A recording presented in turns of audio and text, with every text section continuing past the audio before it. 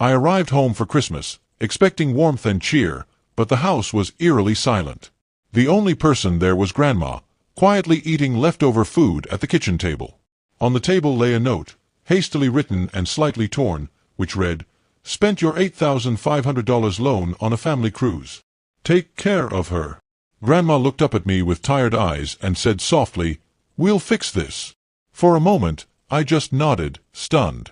Days earlier, I had shown up unannounced at my parents' house, the place I had practically helped pay for, expecting to celebrate Christmas as I always had. But instead of the familiar festive atmosphere, I was met with cold silence. The Christmas tree twinkled faintly, its cheap plastic star blinking weakly, almost as if apologizing. There were no scents of cinnamon or burnt cookies in the air, no laughter or wrapping paper rustling, only the faint sound of a fork tapping against a plate. "Hello," I called out cautiously, stepping inside. "In here, sweetheart," came a soft, weary voice from the kitchen. Turning the corner, I saw Grandma sitting alone. She wore her purple knitted sweater, and in front of her lay a plate with cold stuffing and half-eaten ham. I blinked, searching for the rest of the family. There was no answer. Instead, she gave me a sad, toothless smile and pushed a folded note across the table. Her hands trembled slightly as I unfolded it. It wasn't even in an envelope, just a ripped piece of notebook paper. The note was addressed to me. It said, "Spent your $8,500 loan on a family cruise. Sorry. Take care of Grandma while we're gone.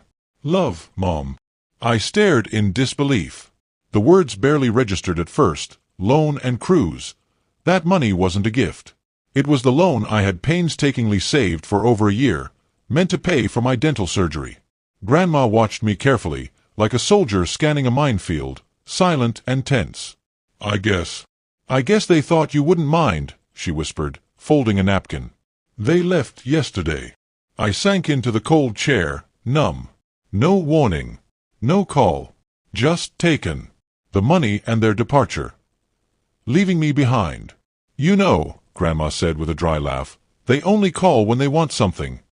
I nodded slowly, fists clenched under the table. This wasn't new.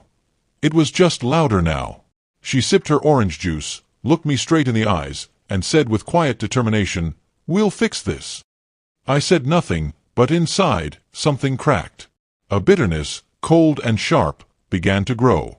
That night, Grandma went to bed early, claiming her hips hurt and she was tired.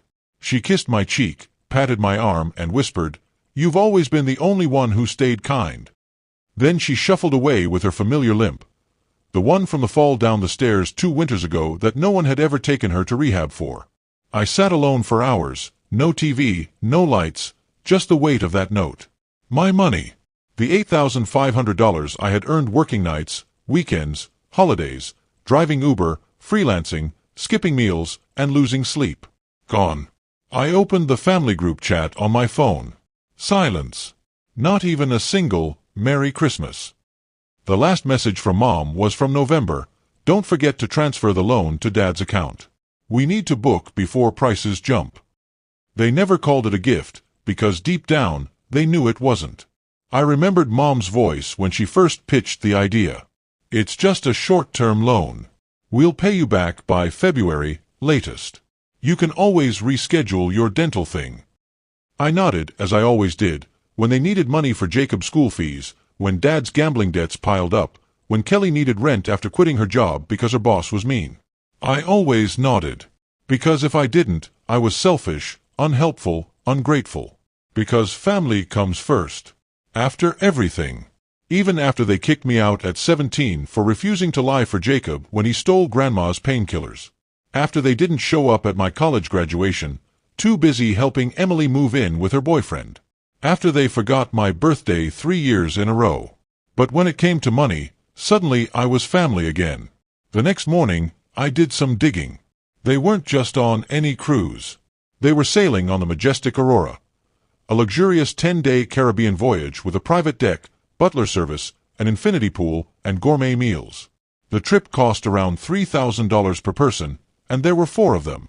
I knew this because Emily had posted photos on Instagram, photos she forgot to block me from seeing. There they were, all 4 of them clinking champagne glasses in the bathroom, smiling. The caption read, Finally some peace away from all the leeches and negativity. Leeches, I laughed bitterly. They used my money, abandoned Grandma with leftovers, and called me a leech. That was the moment something inside me snapped. I wasn't sad anymore. I wasn't even angry. I was focused. That evening, Grandma found me in the garage, hunched over Dad's old filing cabinet surrounded by piles of paper bills and old records. She didn't say a word, just watched as I flipped through decades of lies. I need to know everything, I told her. Where the money went, what they did, who's involved. She sat beside me, pulled out a faded notebook, and began flipping through the pages. Let's start with 2016, she said. By midnight, we had uncovered numbers. By the next day, a plan. When they rolled up to the driveway, they looked like royalty, the same people who had left Grandma and me with a note and spoiled leftovers, now returning home like heroes after war. Emily was first, dragging a designer suitcase, hair braided with ribbons, nails freshly manicured. Ugh, I'm so glad to be back, she said. That last dinner on the ship gave me hives. Behind her came Mom, sweeping in with the elegance of a soap opera villain. Sunglasses on indoors. Did you even clean up a little? She snapped, stepping over Grandma's shawl as if it were trash. Dad followed, red-faced and bloated from cruise buffets. He grunted upon seeing me. Oh, you're still here. Jacob was last, ignoring Grandma entirely as he dumped his bags on the couch and collapsed into it. I didn't say a word. Calm, composed, sitting at the table, hands folded, ready. Where's the food? Mom asked, surveying the kitchen like she owned the place. In the fridge, I replied. Still plenty of the ham you left. Jacob snorted, muttering, Dude, just order takeout. It's not like you're broke. I stood slowly. Glad you're all here. Sit down. I've got something to show you. Jacob rolled his eyes but slumped into a chair. Dad cracked his knuckles. Emily was too busy looking for an outlet to charge her phone. I turned the laptop toward them and clicked play. The first file was a spreadsheet, not just any spreadsheet, but a detailed financial audit. I had spent 4 days building it with Grandma's help. It tracked every dollar transferred out of her pension account, every ATM withdrawal made at gas stations Dad frequented, and every payment Emily requested for emergencies that turned out to be charges at Sephora and Apple. Where did you get this? Mom asked, her voice suddenly tight with fear. I smiled coldly. You should be more careful when using someone else's password. The second video showed screenshots of Venmo transactions, account logins from Mom's devices, pinched access points, and emails between Mom and Emily. Mom wrote, He won't notice the cruise deposit missing. He trusts us too much. Emily replied, He's a softie. Plus, who leaves Grandma alone on Christmas anyway? My jaw clenched, but I kept going. I could stop here, I said, but I won't. One more file. A voice recording of Kelly, Jacob's wife, standing on our porch 2 nights ago, sobbing. I didn't want to go, she said. I begged him, but Jacob said if you didn't give the money, they'd just leave her and deal with it later. I only stayed quiet because he said it'd all blow over. I'm sorry. Jacob jumped up. You recorded my wife? That's illegal. No, I said. She asked me to. She's tired of lying for you. Tired of watching you bleed people dry. Dad stood, face red with rage. You little snake. You've been digging into our accounts like someone who's done being robbed. I opened one last tab, a pre-written email, addressed to the Social Security Fraud Division, Grandma's attorney, the county ombudsman, and 2 local news outlets. Subject line, Formal report of elder financial abuse. Evidence attached. I told them, you've got 48 hours to pay back every single penny, or I'm sending everything out there. Emily's hands were shaking. You're bluffing. You'd never mess up your own family. No, I said. You guys messed yourselves up. I'm just sending the bill. Grandma, who hadn't said a word, slowly stood up. She walked to the head of the table, put her hand on a chair, and said, I raised 3 of you. I fed you, cared for you, protected you. And when I couldn't even walk, you left me with frozen beans and moldy pie while you were drinking champagne bought with stolen money. You're lucky he's the one coming after you. If it were me, it'd be worse. The room went silent. Dad muttered something and stormed out. Emily started crying and tried to hug Grandma, but Grandma turned away. Jacob just stared at me coldly. "You're not family anymore." I smiled. "No, I'm finally free." They thought I was bluffing, even after I dropped that email with all the proof. Even after Grandma stared them down with that fierce, quiet anger. They believed they could still control me, wear me down. But that version of me, the quiet one who said, "Thanks for the crumbs," died the day they blew $8,500 of my savings on pina coladas and cruises. The first day was silent. No messages, no apologies. Just Grandma and me, sitting in the quiet house eating microwave oatmeal and checking the bank account. Nothing. On day 2, I sent everything. Screenshots, recordings, files. To the state and CC'd every local news desk. At 6:13 p.m., I got a reply, "Thank you for your submission. A case has been opened." Day 3. It blew up. Jacob panicked first. I woke up to 12 missed calls and texts begging, "We didn't mean it like that," or, "You're seriously gonna ruin your family over money?" Mom tried her usual, "You're emotional. Take it down, we'll talk." I didn't respond. I forwarded every message to my lawyer, Natalie, who reviewed everything like a surgeon. She'd worked with Grandma's legal team since I pressed record on Kelly's confession. By noon, Natalie sent official letters to my parents, Jacob and Emily. Intent to sue. Charges: elder financial abuse, unauthorized use of retirement accounts, misusing family loans. Total owed, $14,322. That night, Mom showed up, looking exhausted, no makeup, hair all messy. "Can we talk?" she asked. "Only if you brought a checkbook." She pulled out an envelope with a cashier's check for $8,500. My loan. "No interest?" I asked. "You're lucky to get this," she snapped.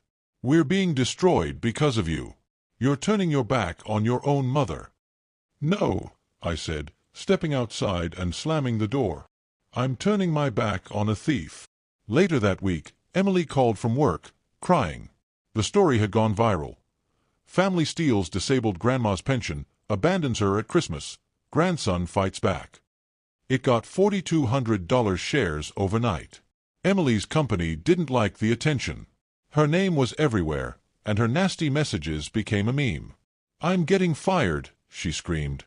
"Return the favor," I said. "Pay your share." She did, in 4 payments, and I made her prove it every time. No shortcuts. Jacob was last. At first, he acted untouchable. Bragged on social media his boss didn't care, said it was all fake. Then Kelly left him. She filed for separation, refusing to let their kids grow up where lying and stealing were normal. She called me, whispering, "Sorry it took so long, but I see who he really is now." I asked if she needed help finding a place. She paused, then said, "Only if it comes with no strings attached." I smiled and said, "Yes, because you did the right thing." 2 days later, Jacob showed up at my door, tired and furious. "You're a fool," he hissed. "You ruined everything." "No," I said, handing him a legal letter. "You did." Natalie had just filed to garnish his wages. He tried to tear up the letter, but I didn't flinch. "Pay every penny, or we freeze your accounts." "I'm not bluffing." By the end of week 2, all the money was back. $8,500 from Mom and Dad, $3,100 from Emily, with interest, $2,700 from Jacob after a loan from his boss. Total $14,300 and some change. I used $3,000 for my dental surgery, $2,000 to get Grandma a proper lift chair and a nurse, and the rest went into a locked interest-bearing account in Grandma's name. Only she and I could access it. When I showed Grandma the papers, she cried. "They took everything from me," she whispered, "but they didn't take you." And just like that, I won, not just the money or the legal battle, but myself. The guilt, the shame of feeling unloved, all fell away. I stood taller than I had in years. They stopped calling. And you know what? That silence had a pulse. For the first time, it felt like freedom. Not the heavy silence of guilt or shame, but a clean, surgical quiet that comes when you finally cut out something rotten. The money was back. The house was peaceful. Grandma finally slept through the night without fear. And me? I was becoming someone they couldn't control. After everything blew up, I didn't just get my money. I got my life back. Quit the draining job, took a remote contract that paid better and gave me more time. Took Grandma to her favorite diner with the dusty checkerboard floors and the worst coffee in the state. She laughed more in 1 hour than I'd seen in 5 years. I miss this, she said, dipping fries in her milkshake. You mean your arteries miss this, I teased. She shrugged. I'd rather die laughing with you than choking on cruise shrimp with those snakes. Fair enough. But peace has ghosts. They stopped calling, but they talked. Emily posted on Facebook about forgiveness with a church candle photo. Mom told relatives I'd manipulated Grandma, leaving out she'd used Grandma's pension to pay off plastic surgery. Jacob went full delusional, posting about toxic siblings with clips from Succession, acting like he was the betrayed heir of some broken empire. I laughed for 10 minutes straight. Rise with you. You tried to burn me alive and dance on the ashes. They wanted to rewrite the story, but I had the receipts. I wasn't going back into the shadows. The real turning point came 3 weeks later at the grocery store, pushing Grandma's cart full of soup and ginger ale, when an older, elegant woman approached us. She looked right at me and said, "I'm sorry. Are you the one from the article?" I tensed up. She smiled gently. "You're the one who saved his grandma, right?" I blinked. "I guess so." She looked at Grandma, then back at me. "I just wanted to say thank you. For standing up. For not staying silent. My mom went through the same thing, but no one ever fought for her. I wish someone had." She touched my arm softly and walked away. I turned to Grandma. She was frozen, hand on a soup can, tears filling her eyes. "I didn't think anyone saw us," she whispered. "They do now," I said. And that's when it hit me. This wasn't just about money or revenge or proving I wasn't a failure. It was about speaking the truth out loud. The best part? I was done explaining myself. No more screaming. The truth was out there, dragging their names through the mud every time they posted online. Every lie they told, someone called them out in the comments. Mom tried to fix her image. She started a cooking channel on YouTube. Cozy Kitchen with Carla. But in the first episode, someone wrote, "Did you pay for that oven with stolen retirement funds?" She deleted the channel 2 days later. Jacob tried to get a new job but didn't get past the background check. The wage garnishment scared the company off. Oops. Emily disappeared for a while, then popped back up with a new Instagram handle, At My Life Reset. She posted yoga pics and inspirational quotes, talking about cutting out toxic people. Which was hilarious, since I hadn't cut her out. I'd exiled her. Months passed. I moved into a new apartment. Quiet, clean, filled with second-hand furniture. This time, I chose everything. Nothing was picked by them, nothing touched by them. I brought Grandma with me. She had her own bedroom, decorated with old photos and a blanket she'd crocheted back in 1993. She called it the fort. One evening, she knocked on my door and sat on the bed slowly. "I have a question," she said. "When you saw that note they left, why didn't you just leave? Why did you stay?" I thought for a moment. Because I remembered who I was before they made me forget. She looked at me for a long time, then nodded. "I'm proud of you, sweetheart." That broke me more than any insult they'd ever thrown. Because she meant it. No one else in that family ever did. Weeks later, I ran into Kelly outside a coffee shop. She looked healthier, lighter, happier. She told me she was taking night classes, working toward a certification, trying to build something for herself. "I didn't know I could live like this," she said, "without being afraid of what he'd do next. You gave me that." I didn't know what to say. She stepped closer. "You changed more than just your own life, you know." I nodded quietly, and maybe for the first time, I believed it. So here's my ending. Want to know what happened to that family? They destroyed their own name trying to bury mine. Want to know what happened to me? I stopped waiting for them to call me family, and started building one with people who never made me beg for love. And now, I sleep peacefully with all the lights off because I'm no longer afraid of what they might take next. They already took everything, and I took it back.